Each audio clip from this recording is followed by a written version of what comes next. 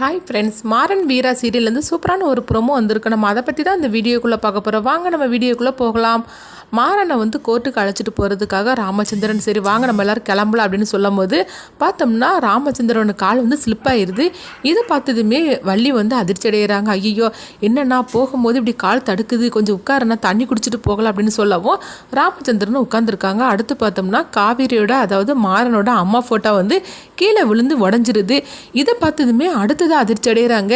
இது என்னது அடுத்தடுத்து அபசகுணமாக நடந்துட்டுருக்கு அப்படின்னு சொல்லிட்டு அவங்க அதிர்ச்சி அடையவும் இதை பார்த்துட்டு ராமச்சந்திரன் சொல்கிறாங்க, சரி வாங்க நம்ம போகலாம் அப்படிங்கும்போது இல்லைண்ணா எனக்கு ரொம்ப பயமாக இருக்குது அப்படின்னு சொல்லும்போது நீ ஒன்றும் பயப்படாத வா அப்படின்னு சொல்லிட்டு ராமச்சந்திரன் எல்லாத்தையும் அழைச்சிட்டு போகிறாங்க.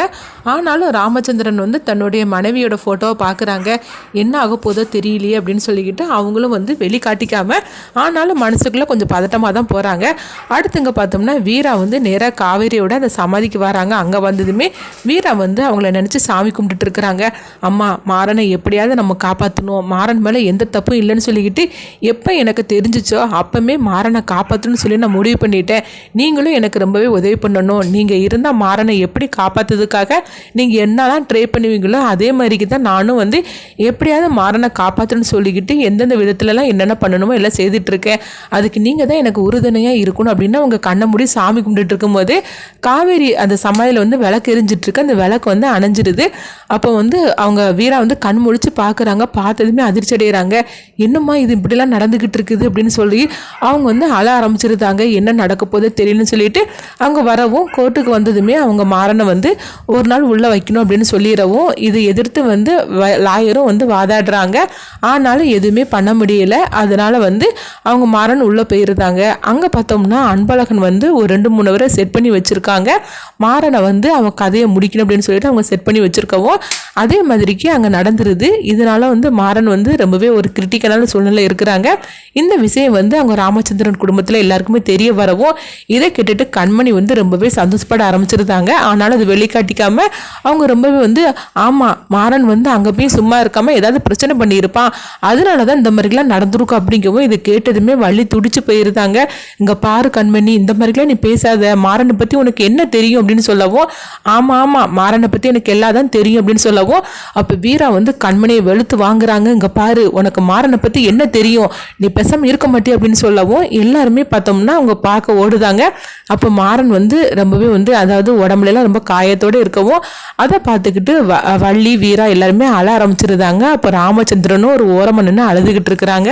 இவங்க இப்படி எல்லாரும் அழுறதை பார்த்துக்கிட்டு அப்போ மாறன் சொல்கிறாங்க, என்ன நடந்து போச்சுன்னு சொல்லிக்கிட்டு எல்லாரும் அழுதுட்டு இருக்கிறீங்க அப்படின்னு அவங்க குடும்பத்தனத்தோடு அவங்க பேச ஆரம்பிக்கிறாங்க. அப்போ வள்ளி சொல்கிறாங்க, ஏன் மாறா உனக்கு மட்டும் இப்படி சோதனைக்கு மேலே சோதனை வந்துட்டே இருக்குது, என்னடா அப்படின்னு சொல்லும் போது இங்கே பாரத்தை இப்படி அழுதுகிட்டே இருக்கிறதா இருந்தால் எல்லாரும் வீட்டுக்கு போங்க அப்படிங்கவும் இப்போ வீரா அவங்க பார்க்குறாங்க.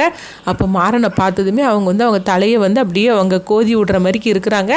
அப்போ மாறனும் வீராவை பார்த்து அவங்க கண் கலங்குறாங்க. ஆனாலும் அது வெளிக்காட்டிக்காமல் என்ன வீரா எதுக்கு நீங்கள் அழுதுட்டு இருக்கிற அப்படின்னு சொல்லும் போதே அங்கே பார்த்தோம்னா ராமச்சந்திரன் ரொம்பவே சோகத்தோடு தான் இருந்துட்டு இருக்கிறாங்க. இதெல்லாம் பார்த்துட்டு ராகவ் அமைதியாக இருக்கிறாங்க. அப்போ வீராவுக்கு ராகவ் மேலே கொஞ்சம் கோவம் வரதான் செய்யுது. என்ன இருந்தாலும் சரி தான், ராகவை காப்பாற்றுறதுக்காக தானே மாறன் இந்த அளவுக்கு கஷ்டப்பட்டுட்டு இருக்கிறாரு அப்படின்னு சொல்லிக்கிட்டு வீராவுக்கு ராகவ் மேலே கொஞ்சம் கோவமாக தான் இருக்கிறாங்க. அப்போ வீரா சொல்கிறாங்க, இது எல்லாத்துக்கும் காரணம் அந்த அன்பழகன் தான், அவரை சும்மா விடக்கூடாது, நான் என்ன பண்ணுறேன் பார் அப்படின்னு சொல்லிட்டு வீரா கோவத்தோடு பார்த்தோம்னா நேராக அங்கே ஸ்டேஷனுக்கு போகிற மாதிரிக்கு இருக்கிறாங்க. அப்போ பார்க்கும்போது மாறன் தடுக்கிறாங்க. நீ வீரா நீ கொஞ்சம் பேசாமல் அமைதியாக இரு, அவங்க சொன்ன ஒரு நாள் முடிய போகுது, அதனால் நான் சொல்கிறது கேளு, கொஞ்சம் நீ அமைதியாக இரு அப்படிங்கும்போது உன்னை இந்த மாதிரி ஒரு நிலைமைக்கு கொண்டுட்டு வர்றதுக்காக தான் அந்த அன்பழகன் திட்டம் போட்டு இது எல்லாத்தையும் பண்ணியிருக்கிறாரு, அவரை நான் சும்மா விட மாட்டேன் அப்படிங்கும்போது நீ கொஞ்சம் அமைதியாக இரு வீரா அப்படின்னு சொல்லிக்கிட்டு மாறன் சமாதானப்படுத்துகிறாங்க. அப்போ வீரா மாறனை பார்த்துட்டு அவங்க கண்கலைங்க அழுதுட்டு இருக்கிறாங்க.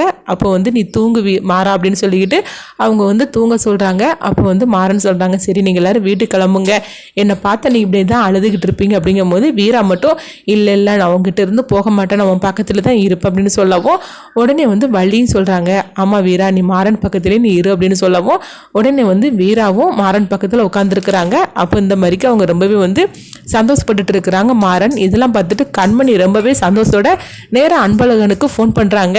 நான் நினச்ச மாதிரிக்கு நீ செய்து முடிச்சிட்டே போலுக்கு அப்படிங்கும்போது அவன் கதையை முடிக்க சொன்னேன், ஆனால் அரைகுறையில் தான் முடிச்சிருக்கிறாங்க, ஆனால் அவனை சும்மா சும்மா விட மாட்டேன் அப்படின்னு சொல்லிக்கிட்டு அன்பழகன் வந்து கண்மணி கிட்ட சொல்லிட்டு இருக்கிறாங்க. இப்படிதான் அந்த ப்ரோமோ எடுத்துட்டு போறாங்க. அடுத்து என்ன நடக்குதுன்னு சொல்லி நம்மளும் வெயிட் பண்ணி பார்க்கலாம். மாறன் வந்து எப்படியாவது வந்து குற்றம் இல்லை அப்படின்னு சொல்லிக்கிட்டு கண்மணிக்கு எப்போ தெரிய வரும், அப்படி தெரிய வந்தால் கண்டிப்பாக வந்து கண்மணி ராகவோட சேர்ந்து வாழ மாட்டாங்க. அதுக்காக தான் வீராவும் எவ்வளவோ பொறுமையாக இருந்துட்டு இருக்கிறாங்க. அடுத்து என்ன நடக்குதுன்னு சொல்லி நம்மளும் வெயிட் பண்ணி பார்க்கலாம்.